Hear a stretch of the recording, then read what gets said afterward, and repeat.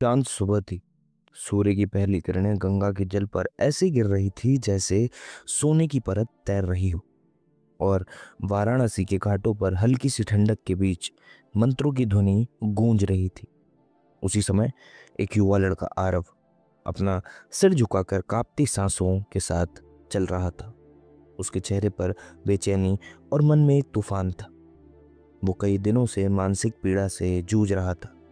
उसे लगता था कि उसका मन कभी शांत नहीं होगा, क्योंकि वो हर बात को इतना सोचता था कि सोच ही उसे खा जाती थी। उसके बेचैनी को लेकर वो उस आश्रम की ओर जा रहा था जहां स्वामी विवेकानंद कुछ दिनों के लिए ठहरे हुए थे। उसके कदम भारी थे, उसकी आंखों में थकान थी और उसका मन एक ही बात को बार बार दोहराए जा रहा था कि मैं इतना क्यों सोचता हूँ, मैं हर बात पर इतना उलझ क्यों जाता हूँ कि मेरी ऊर्जा खत्म हो जाती। वो आश्रम पहुंचा। उसने दूर से ही देखा कि स्वामी विवेकानंद एक पेड़ के नीचे खड़े होकर कुछ बच्चों को हंसते हुए एक कहानी सुना रहे थे। उनकी मुस्कान में इतनी शक्ति थी कि उनकी आंखों में इतना प्रकाश था कि कोई भी उनके पास आते ही हल्का महसूस करता था। जब भीड़ कुछ कम हुई, आरव हिचकिचाते हुए उनके पास आया और धीमी आवाज में बोला, स्वामी जी, क्या मैं कुछ पूछ सकता हूँ?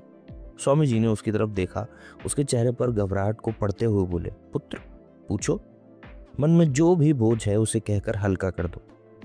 आरव ने गहरी सांस ली और कहा, स्वामी जी, मैं बहुत ज्यादा सोचता हूँ, हर बात को बार बार सोचता हूँ। क्या होगा, कैसे होगा, लोग क्या सोचेंगे, कहीं गलती ना हो जाए, और सोचते सोचते मैं टूट जाता हूँ। मैं खुद से हारने लगा हूँ। मैं जानना चाहता हूँ कि ओवर थिंकिंग क्यों होती है और मैं इससे निकलूं कैसे। स्वामी जी मुस्कुराए। उनके चेहरे पर करुणा थी। उन्होंने पास रखे पत्थर को उठाया और बोला कि आओ चलते हैं थोड़ी दूर। दोनों नदी के किनारे पहुंचे। पानी शांत बह रहा था और पक्षियों की आवाजें हवा में घुल रही थी। स्वामी जी ने पत्थर आरव के हाथ में देते हुए कहा, इसे पकड़ो। आरव ने पकड़ लिया, पर स्वामी जी बोले, अब इसे छोड़ दो। आरव ने पत्थर गिरा दिया। स्वामी जी बोले, देखा, इस पत्थर को छोड़ना आसान था क्योंकि तुमने उसे पकड़ने का फैसला किया था। ओवर थिंकिंग भी इसी तरह है, उसे तुमने पकड़ा है इसलिए छोड़ना तुम्हारे हाथ में है, पर तुम सोचते हो कि उसे सोच सोच कर ही छोड़ेंगे, जबकि सच ये है कि जितना ज्यादा तुम पकड़े रहोगे उतना ही बोझ बढ़ाएगा।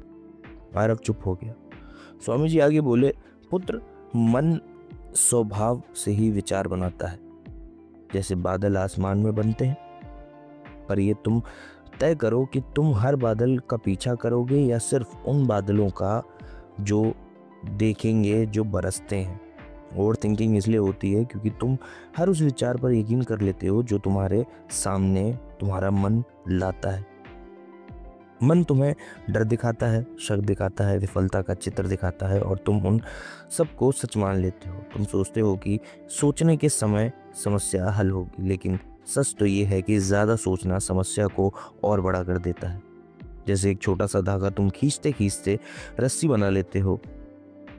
स्वामी जी ने उसकी आंखों में देखते हुए कहा, याद रखना, मन तब तक तुम्हारा मालिक बनता है जब तक तुम उसे नौकर नहीं बना देते।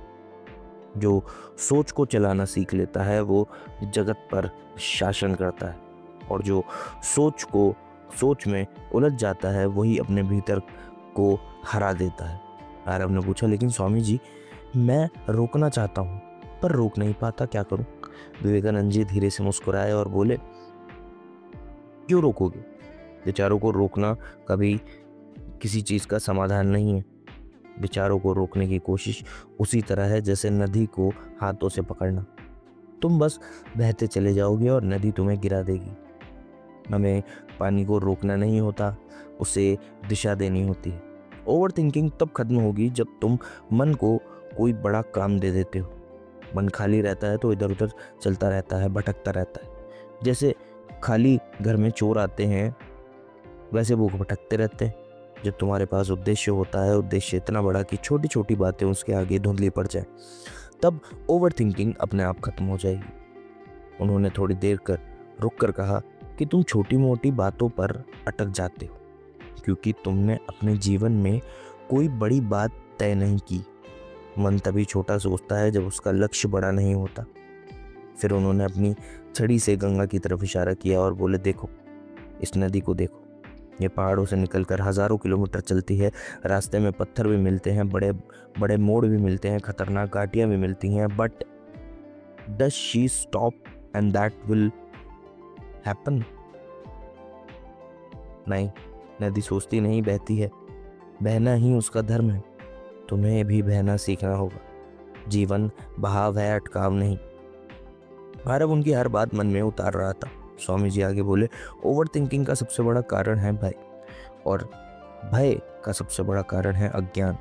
तुम सोचते हो क्योंकि तुमको लगता है कि तुम भविष्य नियंत्रित कर लोगे, और भविष्य मन से नहीं, कर्म से बदलता है। तुम 1000 बार सोच लो कि तैरना कैसे है, लेकिन पानी में उतरे बिना तैरना सीख नहीं सकते।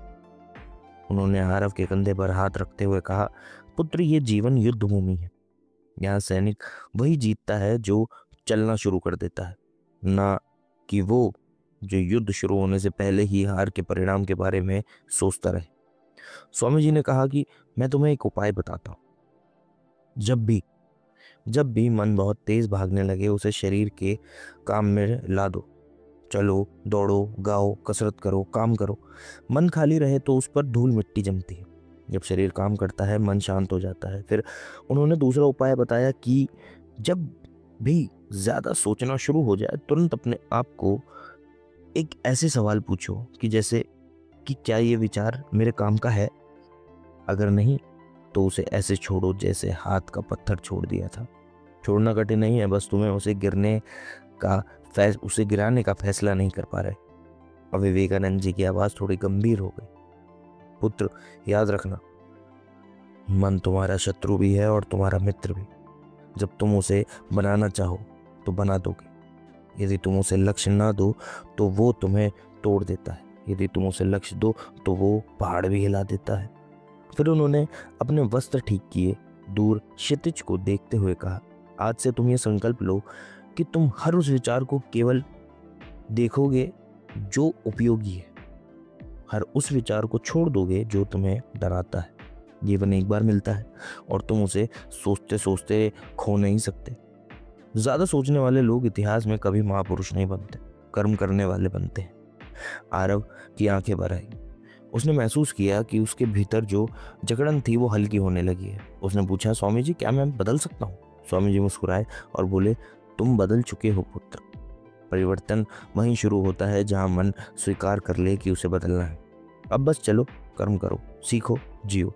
विचार तुम्हारे सेवक हैं, मालिक नहीं। ये सुनकर आरव के मन में जैसे वर्षों बाद एक हल्कापन सा महसूस हुआ। उसने महसूस किया कि ओवर थिंकिंग कोई दानव नहीं थी, बस एक आदत थी जिसे वो गलत तरीके से पोषित कर रहा था। वो उस दिन से उसने खुद से एक वादा किया, वो जीवन को बहने देगा, विचारों को दिशा देगा, भविष्य को कर्म से लिखेगा, ना कि डर से लिखेगा। और वो आगे बढ़ चला, ठीक वैसे ही जैसे गंगा बहती है, शांत, निरंतर, उद्देश्यपूर्ण।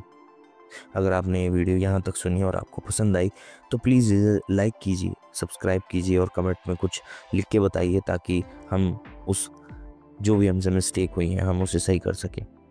धन्यवाद।